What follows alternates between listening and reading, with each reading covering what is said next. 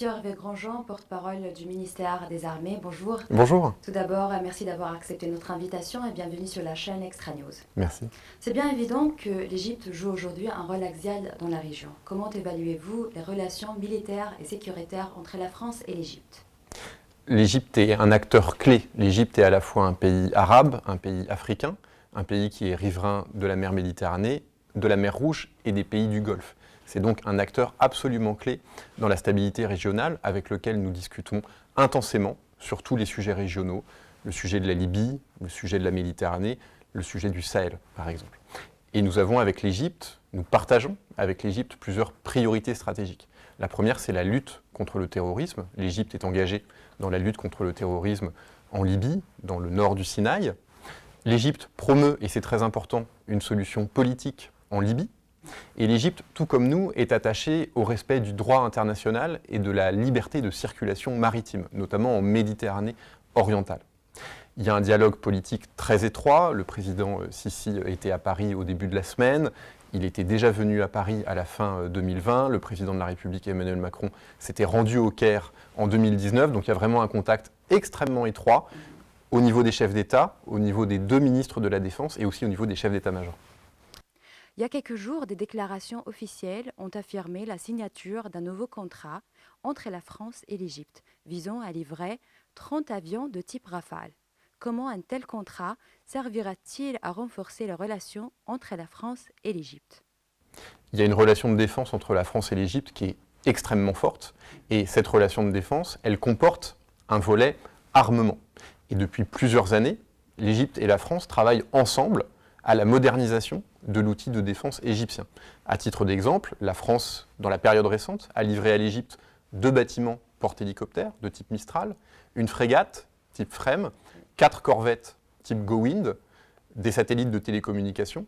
Et donc il y a une volonté extrêmement forte de la France d'accompagner l'Égypte dans la modernisation de cet outil de défense. Et donc ce contrat de 30 Rafales qui a été signé et qui entrera en vigueur probablement à l'été, il va permettre de doter l'armée de l'air égyptienne, en plus des 24 Rafales qui avaient déjà été acquis en 2015, de 30 nouveaux appareils qui seront livrés entre 2024 et 2026. Des exercices et manœuvres militaires sont régulièrement effectués entre le Caire et Paris. Que représentent ces activités aux deux pays ? Ce sont des exercices très importants parce qu'on a besoin d'encore mieux se connaître mutuellement et de renforcer notre interopérabilité. Donc dans tous les domaines, il y a très régulièrement des exercices militaires entre la France et l'Égypte.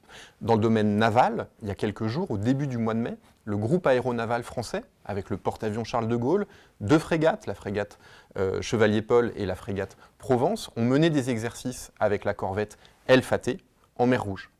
Au début de l'année, au mois de mars, il y a eu un exercice, qui est un exercice annuel qui se passe tous les ans entre les marines françaises et égyptiennes, qui s'appelle Cléopatra. Une année sur 2, ça se passe dans les eaux françaises, une année sur 2, ça se passe dans les eaux égyptiennes, et donc cette année, ça se passait dans les eaux égyptiennes, et la France a engagé son porte-hélicoptère Mistral, et l'Égypte, la marine égyptienne, a elle engagé le porte-hélicoptère El Sadat et la corvette El Fateh.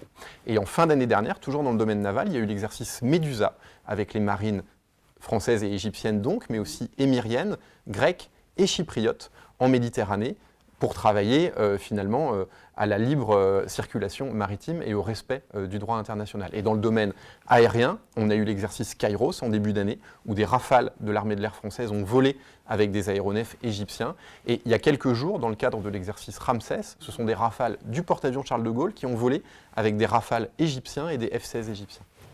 Monsieur Grandjean, comme vous avez dit au début, il y a aujourd'hui un consensus entre l'Égypte et la France sur la guerre contre le terrorisme et aussi sur le rejet de l'extrémisme.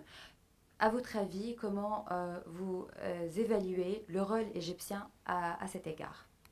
L'Égypte, c'est le plus grand pays arabe par sa population. C'est un pays qui a une situation géographique qui le met au cœur de la stabilité régionale.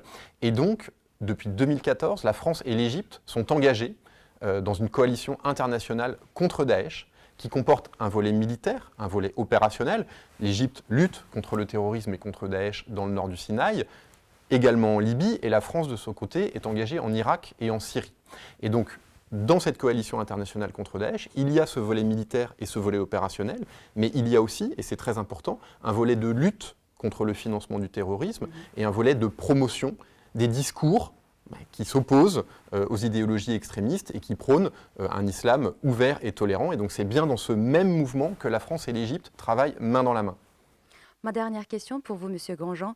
La guerre contre le terrorisme dans la région touche-t-elle à sa fin avec les défaites infligées à Daesh?